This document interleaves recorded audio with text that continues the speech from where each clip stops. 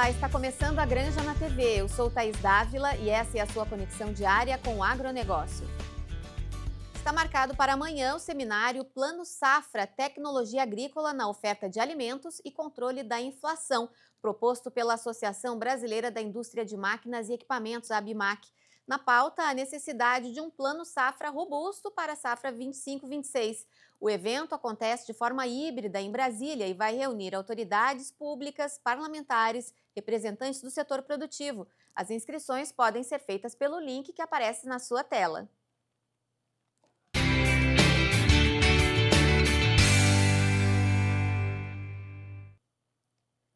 A área com culturas de inverno poderá diminuir no Rio Grande do Sul esse ano. A questão climática está entre os principais motivos para a redução de área plantada, junto com os endividamentos e a descapitalização dos produtores. Vamos entender melhor a situação com o diretor da Comissão de Trigo e Culturas de Inverno da Farsul, Hamilton Jardim. Tudo bem, Hamilton? Oi, Thaís, é um prazer falar contigo, com os telespectadores da Granja na TV. É uma honra muito grande dividir contigo nesse momento em que a gente está aqui, já praticamente começando os trabalhos das culturas de inverno, em especial a cultura do trigo, que é o carro-chefe de todas as culturas de inverno, para repercutir exatamente a isso que você coloca aí. O maior entrave, Thaís, para que as culturas não cresçam é essa situação de desestímulo do produtor em relação às culturas de inverno por uma ausência de política agrícola que contemple essa cultura tão importante. Primeiro, por juros caríssimos, que a cultura não suporta, os mitigadores de risco, que é o Proagro, que hoje, para um produtor que pega, digamos, R$100 mil como referência, ele tem que pagar de 19 a 23 mil reais, se obrigado for pela instituição financeira que exige esse mitigador de risco para liberar o crédito. É um valor estratosférico que, associado ao valor do dinheiro, pode chegar a 32%, 33% de largada, ou seja, ele vai ter que pagar isso lá no final. Um seguro agrícola totalmente ineficiente, que cobre produtividade baixa, qualidade não cobre, e quando chega aí a 30 sacos por hectare, se o produtor tiver que recorrer, ele ainda tem uma série de descontos que, consequentemente, inviabiliza a atividade. Não seria tanto propriamente, desculpe, Thaís, em relação ao risco das condições climáticas que estão para frente. Por quê? Porque a gente está entrando aí, segundo os meteorologistas, num cenário de neutralidade, que é bastante favorável para a cultura de trigo e para as culturas de inverno. Então, seria um cenário para aqueles que apostassem na cultura, um cenário de oportunidade de renda, mas que, como já disse, em virtude desses dois entraves e também pelo fato de não ter crédito hoje nos maiores agentes financeiros, com juros controlados. O que são juros controlados? São aqueles juros de 8% a 12% para Pronampiano e para Pronafiano de 7% a 9%, dependendo da classe onde eles se enquadram, que permitiria o produtor mirar renda, mas também não tendo esse recurso com juros controlados, somente recursos hoje praticamente com juros livres, vai fazer com que nós tenhamos uma redução muito acentuada desta safra, o que é lamentável, porque o produtor vem por vários anos descapitalizados em virtude de secas e enchentes, culturas de inverno também com problemas climáticos a partir da safra de 2022, e isso leva a um cenário de preocupação, porque vamos chegar ao final do ano, o produtor vai estar sem dinheiro, precisando fazer renda para fazer a próxima safra de inverno, porque até agora não temos nenhuma notícia em relação àquilo que a Farsul tem solicitado, junto com as outras entidades, que é o alongamento desse perfil da dívida para uma modelagem diferente e, consequentemente, trazer um pouco mais de segurança ao produtor. Então, todo esse cenário se repercute agora, porque o produtor, não sabendo também o que vai aportar de recurso, se é que vai ter esse alongamento, ele vai segurar o preço da soja, que hoje também está bastante baixo, vai segurar o pouco da soja que tem, para aqueles que ainda têm, para fazer frente a esse passivo que não é somente da cultura de verão deste ano, mas das culturas anteriores que levaram a essa situação desesperadora que o produtor está encontrando. Agora, falando em termos da cultura do trigo especificamente, a intenção diante dessa realidade que você acabou de descrever. Ano passado, a gente teve um pouco mais de 1.300.000 hectares semeados com trigo. Qual é a previsão para essa safra, Milton? Thaís, eu vou te dizer o seguinte, Thaís. O nosso cenário hoje de intenção de plantio é muito maior do que eu tenho colocado para a mídia. Eu acho que nós poderíamos chegar em, no máximo, 1.100.000 hectares, fruto de, inclusive, algumas parcerias de cerealistas com produtores, cerealistas aportando insumos na troca de preços já definidos lá para o mês de janeiro do ano que vem ou até final de dezembro, porque se fosse somente pelo crédito rural, que muito move o produtor para fazer as lavouras, essa redução seria muito maior, muito maior.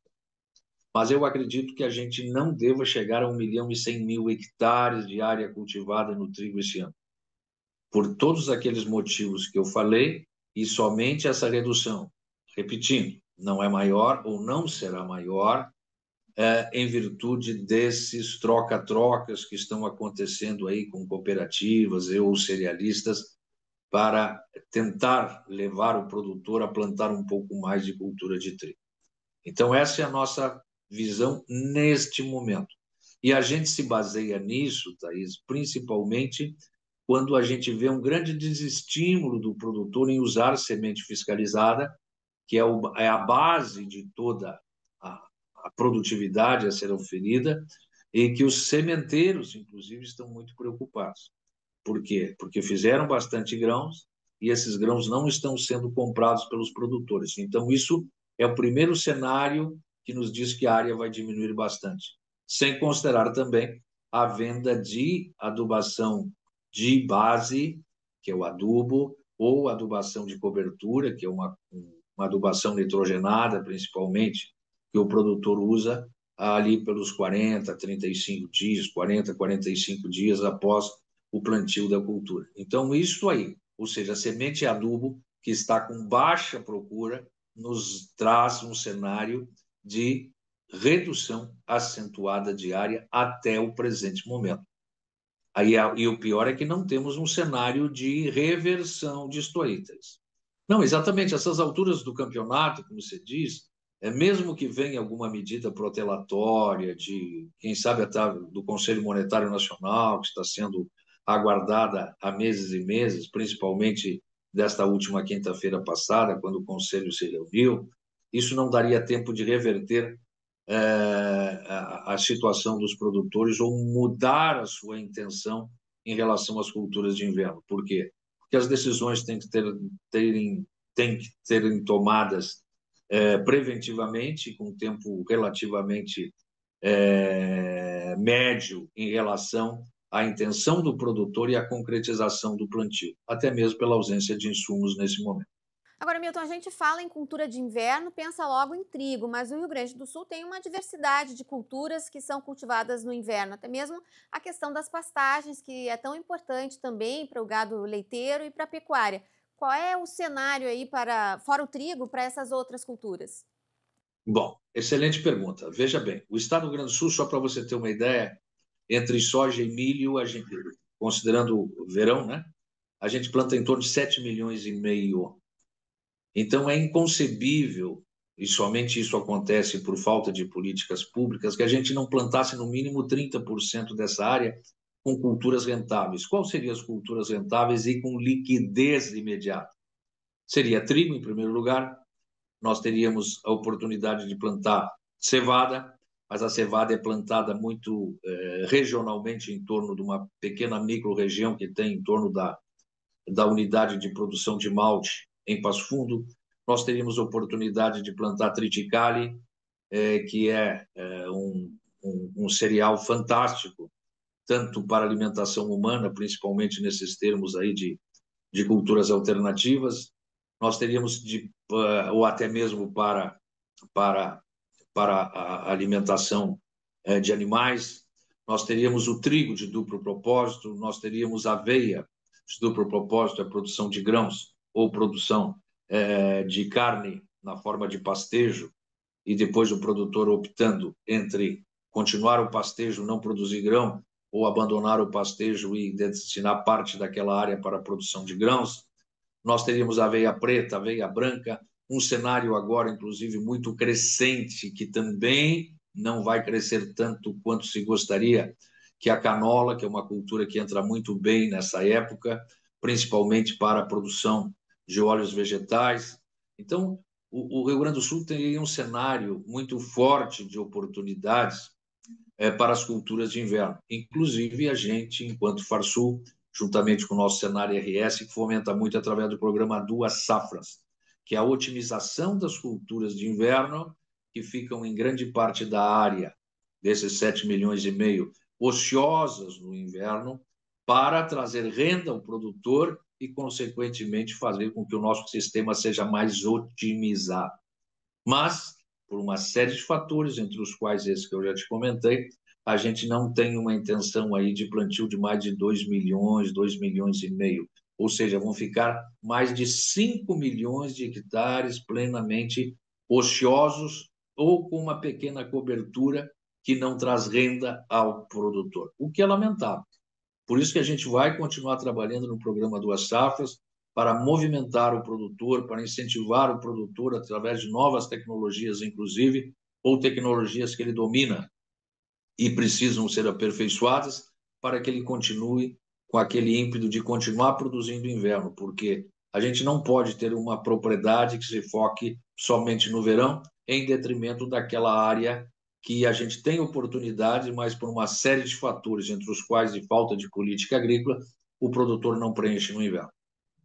Pois é, e o Brasil ainda importa muito trigo, né, Milton? Essa situação de ter uma área disponível para ampliar a cultura no inverno no Rio Grande do Sul, em um cenário ideal, poderia pelo menos dobrar a produção, daria para se dizer assim, num estado da arte? Eu volto a te dizer, o Brasil infelizmente, meus caros telespectadores, infelizmente, só tem uma única cultura que ele não é autossuficiente em relação ao que ele consome por ano. Ou seja, é a cultura do trigo e, consequentemente, eu falo em trigo porque esse trigo é aquele que a gente come de manhã, de tarde, de noite, enfim. Na nossa alimentação não tem quem não coma trigo uma vez por dia. Então, é lamentável que a gente ainda, em cada vez produzindo menos, tenhamos que importar mais. Ainda mais uma cultura que é fundamental no processo de segurança alimentar. E que nós estamos aí cada vez diminuindo mais. O Paraná, este ano, vai ter uma área em torno de 860 mil hectares, quando já plantou praticamente 2 milhões de hectares. O estado do Rio Grande do Sul, a mesma coisa. Ou seja, há um decréscimo de produção nas terras frias do sul do Brasil, onde se mais produz trigo, ou tem potencial para produzir trigo. Inclusive, hoje nós estamos falando até mesmo de trigo tropical, que no governo passado ganhou um grande incentivo por parte do Ministério da Agricultura para fomentar a cultura de trigo em outros estados da federação que são totalmente dependentes, ou grande parte dependentes de importações. E o Brasil, infelizmente, cada vez importando mais, ficando reféns de dólar alto, de preços de paridade internacional, que, graças a Deus, ainda estão baixos, principalmente para o consumidor aí da gôndola do supermercado, mas para nós, produtores, é lastimável que a gente não possa gerar emprego, gerar renda aqui e ficar dependente de importações, principalmente do Mercosul, principalmente da Argentina, principalmente do Paraguai, do Uruguai também, que às vezes interna trigo aqui, e que a gente acaba fomentando emprego e renda lá, em vez de fomentar emprego e renda aqui.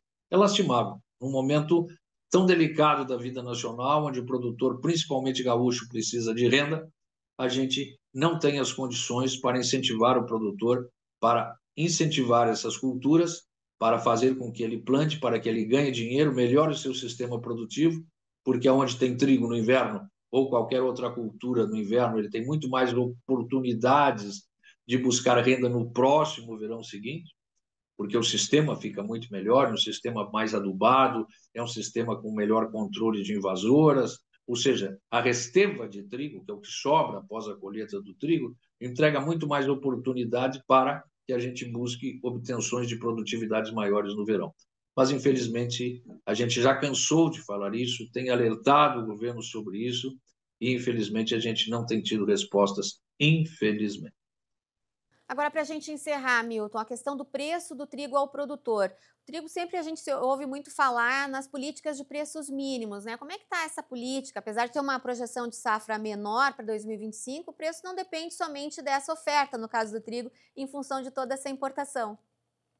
O preço do trigo ele é baseado, Thaís e telespectadores, no preço de paridade internacional. Só que o Brasil, com sua grande capacidade de moagem que tem, que são os moinhos que transformam trigo em ração, desculpe, em farinha, tá? E por que também não dizer em ração? Porque é um subproduto da moagem, tá? Ele se baseia muito na produção nacional, ele precisa da produção nacional.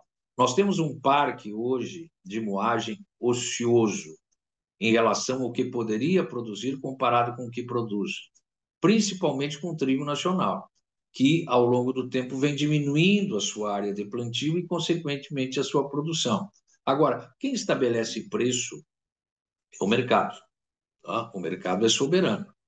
Agora, é lamentável que também quando nós buscamos, através da política de garantia de preços mínimos, o governo, para que esse governo ou qualquer governo se baseie na política de garantia de preço mínimo, o que é essa política de garantia de preço mínimo? É remunerar o produtor pelo preço mínimo estabelecido, que hoje é R$ 78,51. Então, para tipo um pão, tá? Seria um trigo ótimo. Agora, infelizmente, quando a gente vê o cenário hoje de oportunidade para a próxima safra e preços para a próxima safra que vão estar abaixo desse preço mínimo, a gente sabe que é muito difícil, até mesmo porque o governo não tem recursos para bancar esta fatia de diferença de preço. Por quê? Porque nós não temos orçamento. O orçamento é muito pequeno, o orçamento é feito para todas as culturas do Brasil. E quando a colheita do trigo acontece, às vezes não tem recursos para pagar essa diferença de preço entre o preço recebido pelo produtor na hora da comercialização e o preço mínimo estabelecido pelo governo. Quer dizer, isso já não é de agora, é de muito tempo. Portanto, é mais um fator que leva o produtor a não ter confiança nas políticas públicas e, em não tendo nas políticas públicas confiança, ou confiança nas políticas públicas, colocando melhor, né, o produtor acaba desestimulando-se, né, acaba reduzindo área ou até nem plantando área, porque essa cultura precisa de altas produtividades aliada à qualidade para trazer renda. E, infelizmente, às vezes isso não é perseguido, como não tem sido desde 22, que foi a última safra maravilhosa que a gente produziu.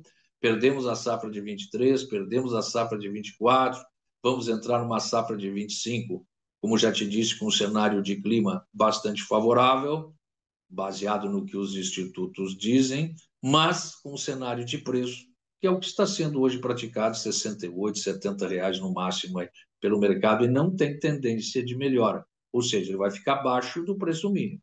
E o produtor já sabe que não pode contar com esse preço mínimo, porque o governo não tem recursos para fazer essa diferença de pagamento entre o que o produtor recebe e o que o governo garantiria se fosse o caso. É um tema que a gente vai continuar abordando e acompanhando aqui no programa, a evolução especialmente, se saírem algumas medidas do governo. Obrigada por hoje, Hamilton Jardim da Farsul, e até a próxima. Muito obrigado, querido. Obrigado pelo espaço e até uma próxima oportunidade, se Deus quiser. Foi um prazer conversar com vocês para trazer essas informações que esperamos seja interessante. Obrigada. A Granja na TV faz um intervalo, em seguidinho a gente volta com outras informações. Até já.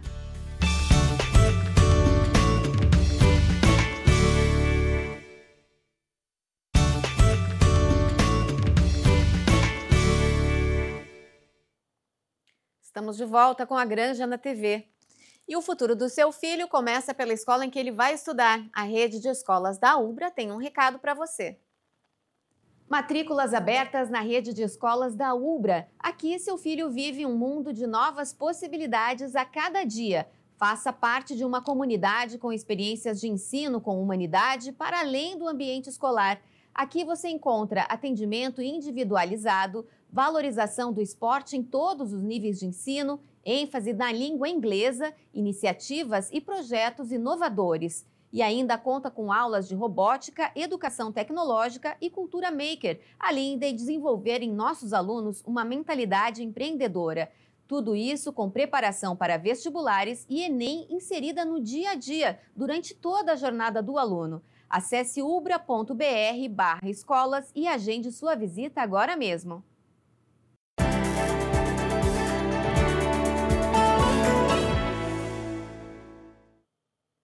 E hoje é terça-feira, dia de conversarmos com o nosso comentarista de Mundo Agro, Leandro Mariani Mitman. Hoje vamos ver como está repercutindo no mundo o foco de influenza aviária identificado em uma granja comercial aqui no Rio Grande do Sul.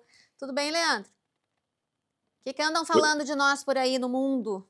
Olha, não é exatamente falando bem, não seria possível, mas nas entrelinhas eu acho que falaram bem. A partir de agora que eu vou relatar isso. Bom, a imprensa do mundo todo, assim como a nossa, que é brasileira, seja especializada principalmente, mas como um todo, e a gente acompanha aí pelos canais locais, tanto locais quanto nacionais, enfim, essa questão aí desse foco, e eu acho que é bom a gente sempre ressaltar que é um foco, por hora é isso, né, de gripe aviária aí no Rio Grande do Sul, e, enfim, englobou todo o Brasil, ele não é específico daqui. Aí eu fui dar uma pesquisada no que a imprensa internacional relatou sobre isso, né? Afinal, esse é um assunto que interessa mais de 150 países, afinal, o Brasil vende carne de aves aí para mais de 150 países, né? Inclusive, é simplesmente o maior exportador mundial, aí em torno de 1/3 de tudo que é embarcado para o mundo sai aqui do Brasil e, sobretudo, Rio Grande do Sul, Paraná e Santa Catarina do Sul do Brasil aqui, que é o maior produtor aí de frango e tal. Bom, procurei dar uma rastreada, assim, claro que eu não fiz um dossiê, um levantamento muito rigoroso, mas alguns veículos de imprensa do mundo aí. Marcante para mim até foi a questão do Financial Times, que é o principal jornal americano de economia, de finanças como um todo, como o próprio nome diz aí. Claro que ele puxou por essa questão que a China tinha suspenso a importação de carne de frango daqui. A gente sabe que lá tudo que envolve China vira manchete, né? E, enfim, eles lembraram aí que o vírus, deram uma reportagem até bastante ampla sobre o que está acontecendo, né? E lembraram, assim, que o vírus começou nos Estados Unidos e depois se espalhou para a Europa, levando a fortes aumentos nos preços de ovos e aves e pressionando os orçamentos das famílias. É aquilo que a gente comentou aí mais uma vez, aí, que como aumentou o preço para o consumidor americano, já que lá o surto é algo muito generalizado, assim, já atingiu todos os estados, já tiveram, digamos assim, problemas com a influenza aviária. E aí o presidente executivo do Conselho de Exportação de Aves e Ovos dos Estados Unidos, o Greg Tyler, lembrou aí que o Brasil vinha desfrutando de uma vantagem distinta para alcançar mercados que restringiam o comércio no países afetados pela doença, e que a gripe aviária teve um impacto, exatamente isso, devastador nas exportações globais como um todo. Ele lembrou isso porque, como diz o próprio jornal, ele esclarece, assim, o Brasil, eles dizem, o país sul-americano foi o último grande produtor não afetado pelo surto. De certa forma, como eu disse, é uma espécie de elogio, assim, já que de todos os maiores produtores mundiais, o Brasil é o segundo maior produtor mundial e o maior exportador, foi o último a ter caso de gripe aviária. Isso mostra o trabalho que foi feito aqui no Brasil, aí, junto a produtores, junto a autoridades, né? Mas também houve muitas, digamos assim, menções pela Reuters, uma grande agência de notícias aí, também com entrevistas aí com a Rosane Colares, que é a secretária da Secretaria de Agricultura aqui do Rio Grande do Sul, com o ministro Fávaro. Só um relato, assim, de certa forma, contando tudo que está acontecendo aqui, e lembrando que que o Brasil teria um prazo de 28 dias desde o início da crise ali e da questão do aviário sendo desinfetado e tal, para poder voltar a exportar se os países compradores que quisessem, né? Aí também teve a questão da própria imprensa especializada, aí um portal da Holanda muito importante, o Poultry World Net, lembrou aí que o Brasil não estava apenas casos de aves silvestres quintal ele lembrou que desde 2006 o país era considerado livre de doença em produção comercial. Sim. E enfim, como disse, uma espécie de elogio aí que fazia muito tempo que a gente não estava nesse sentido aqui. E que seria um marco histórico sanitário brasileiro, um marco nesse sentido, claro, digamos assim, ter esse registro, é algo ruim, não um marco bom, mas um marco bom, ruim, né, desse registro também. Teve um outro portal muito importante aí, o The Poultry Site, que é baseado no Reino Unido. Aquele é holandês, mas ele é, digamos assim, em nível internacional, ele é baseado lá na Holanda, mas ele tem notícia do mundo todo e ele é, digamos assim, acompanhado pelo mundo todo, né? Temos o The Poultry Site do Reino Unido, também lembrou uma série de países que suspenderam a compra de carne de frango aqui do Brasil e deu uma menção, digamos assim, muito importante para a África do Sul, que compra muita carne de aves aqui. Eles deram, por alguma razão, digamos assim, essa atenção especial à África do Sul ali, falaram lá com uma entidade local lá, em que essa entidade chega a dizer: não podemos cortar nosso principal fornecedor sem alternativa viável. E também, aí sim, né? Exatamente, e também ali há uma menção a isso que está se buscando aqui, né, de regionalizar esse problema, deixar claro que existe um município com problema, não é um problema do Brasil, não é um problema do Sul, e a gente está aí na torcida que a coisa fique restrita a isso. E também tem a própria Associated Press, também veiculou um material sobre o que está acontecendo aqui. O que me marcou positivamente nesse material, que não houve nenhum sensacionalismo, alguma coisa que tenha colocado, digamos assim, em dúvida o que tem sido feito aqui. Às vezes a gente acompanha na imprensa internacional que o Brasil, a agricultura brasileira produz, destruindo o meio ambiente, alguma coisa nesse sentido. Não, foi feito um relato bastante, digamos assim, objetivo sobre o que vem acontecendo aqui, é exatamente o que a gente está abordando também aqui no próprio programa, Thaís. E de uma certa forma, em outros países, o pessoal já está mais acostumado com a questão da influenza, né? Aqui caiu como uma bomba a notícia internamente, muitas dúvidas em relação ao consumo de carne suína de carne de frango e ovos, mas no resto do mundo, os países já estão convivendo com a doença, exemplo do que acontece nos Estados Unidos. Obrigada por hoje, Leandro. Até a próxima. Até a próxima. A Granja na TV de hoje fica por aqui, a gente volta amanhã, até lá.